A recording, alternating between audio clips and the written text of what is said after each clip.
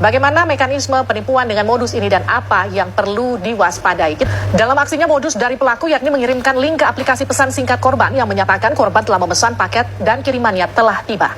Korban yang penasaran lalu membuka link tersebut karena tertulis lihat paket. Korban yang penasaran karena tertulis lihat paket ternyata membuka link penipuan untuk meretas HP korban.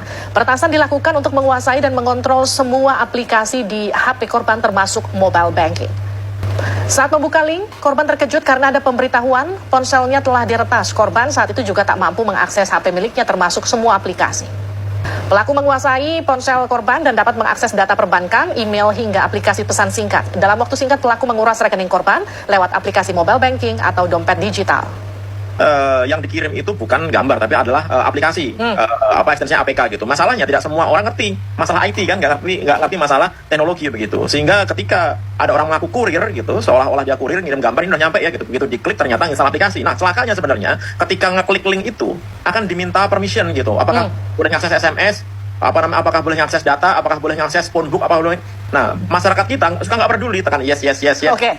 Set gitu semuanya. Ini ya. Saya izin potong. Jadi ketika kita klik linknya, sebetulnya sudah ada permission di sana. Jadi sebetulnya kalau kita agak sedikit lebih cermat dan teliti, tidak asal klik-klik, itu kita sudah tahu bahwa ini ada upaya dari aplikasi untuk mengakses dari mulai aplikasi handphone sampai nomor telepon begitu yang ketika kita mengklik itu begitu Pak Pratama. Ya, secara default sistem di dalam handphone kita ini sebenarnya sudah punya level security sendiri gitu. Dia akan bertanya kepada si pemiliknya, ini boleh nggak ngakses ini, boleh nggak ngakses ini. Kan aneh tuh, ada gambar minta akses ke phonebook, akses ke data dan lain-lain begitu. Tapi karena kita suka nggak peduli, karena pengen lihat gambarnya, tekan yes saja. Nah, begitu semuanya sudah oke, tiba-tiba aplikasi terinstall, apa yang terjadi? Aplikasi ini adalah malware, namanya tipenya adalah RAT gitu, remote access tool gitu. Jadi dia bisa menginfeksi handphone kita dan bisa digunakan untuk mengambil alih handphone kita. Jadi handphone kita ini dikendalikan dari jarak jauh, si pengirim malwarenya ini. Kemudian juga malware ini bisa melakukan sniffing terhadap apapun yang kita ketikkan di dalam handphone kita. Jadi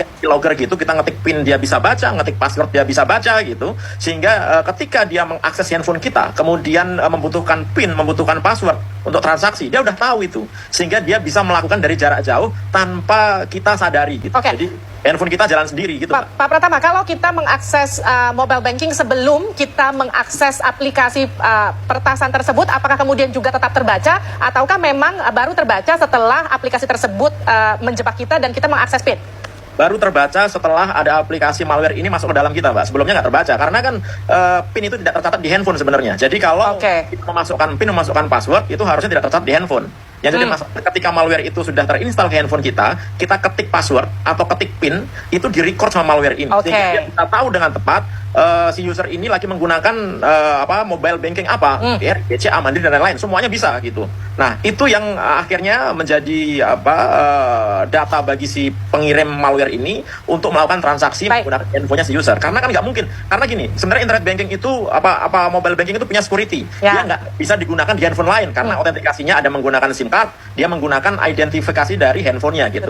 Dia nggak bisa kalau misalkan orang lain kemudian nyoba-nyoba menggunakan mobile bankingnya device lain gitu. Oleh karena itu cara paling gampang gimana? Ya menguasai atau mengendalikan handphone si pemiliknya langsung gitu. Bagaimana caranya? Ya mengirimkan malware. Nah, ini terjadi kan? Nah, Pak Pratama, ini maaf saya potong. Ini kan korbannya sudah 900 lebih yang ketahuan. Bisa jadi sebetulnya korbannya lebih banyak lagi daripada itu. Pasti jauh lebih banyak. Sekarang kalau misalnya saya sempat pencet linknya, saya tahu dari mana saya itu sudah kertas atau belum. Saya bisa cek di mana dan apa yang bisa saya lakukan. Jadi sebenarnya kalau malwarenya itu terinstall secara background, kita nggak bisa tahu bahwa handphone kita ini sudah terinstall malware apa tidak, kecuali kalau kita pasang antivirus ya. Makanya antivirus ini mandatori, sangat penting sekali. Banyak antivirus gratisan bisa dipakai. Oleh karena itu yang nonton tayangan ini harus pasang antivirus gitu, karena bisa menjaga kita dari malware. Tapi kalau sudah masuk, kita nggak bisa ngecek. Kenapa? Karena ini hidden, nggak ada aplikasinya, nggak kelihatan gitu. Pak, kita cukup hard reset ataukah misalnya katakanlah gini, penyelamatan pertama ketika kita curiga setelah pencet aplikasi, apakah kita terjebak atau enggak, apakah kita bisa langsung uninstall mobile bankingnya terus kita selamat atau gimana? Nggak bisa kita install mobile bankingnya karena itu nggak ngaruh gitu. Kita install aplikasi M-Banking, kita install nggak ngaruh karena malwarenya ada di dalam handphone kita. Tapi gini, ada beberapa malware yang dia masuknya bukan di sistem drive-nya device gitu. Dia bisa masuk ke EEPROM-nya. Artinya apa? Walaupun kita factory reset, tapi malware-nya nggak hilang gitu. Terus gimana dong? APK yang digunakan untuk RAT ini kita factory reset dia bisa hilang gitu. Tapi ada malware-malware lain yang begitu masuk, dia masuk ke EEPROM, nggak bisa kita hapus walaupun kita di factory reset gitu. Oleh karena itu, cara terbaik apa ya? Ganti handphone gitu. Oleh karena itu, sebelum kita kena itu, harus punya antisipasinya apa? Selalu update sistem operasi yang ada di handphone kita. Kemudian jangan menggunakan aplikasi, jangan install aplikasi dari pihak ketiga selain di Apple Store atau Google Play. Google Play sama Apple Store aja banyak aplikasi yang masih ada malware-nya, apalagi dari luar gitu, ya kan.